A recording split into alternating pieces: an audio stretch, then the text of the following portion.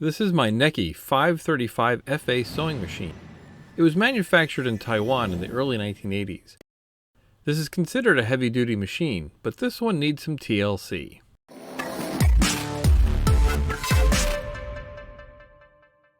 I got this sewing machine from a local college that moved to a new campus, and they auctioned off the remains of the old school.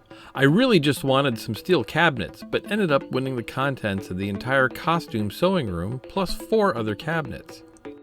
I won both lots for around $75, so it was a real steal.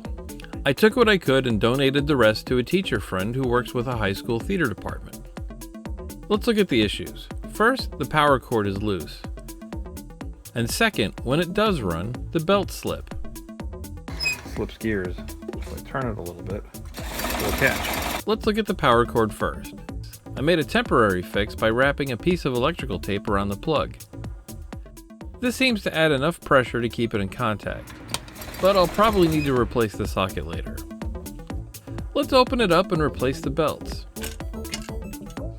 It is surprisingly clean inside, and you can see that this is a solid machine. No nylon gears in here.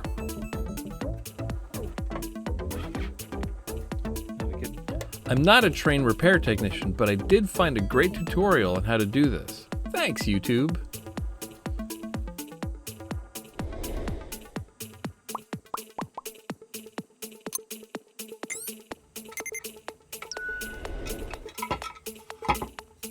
I got the belts from a sew and vacuum shop. Please shop local.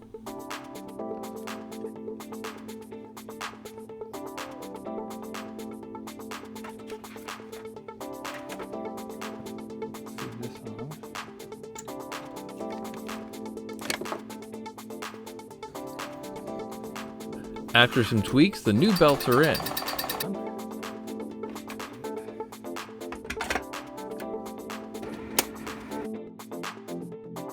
I also replaced the light with a bright LED. The light has an on-off switch, but the machine has no power switch, so I have to remember to unplug it whenever I'm done using it.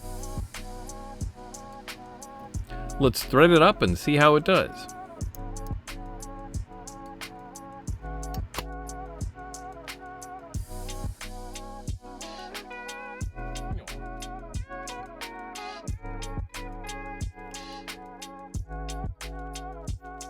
This free-arm zigzag sewing machine has 10 built-in stitch patterns and a 4-step buttonhole operation. It handles this heavy piece of leather with no problem. It's a nice addition to my collection, and I already have some projects it'll be perfect for.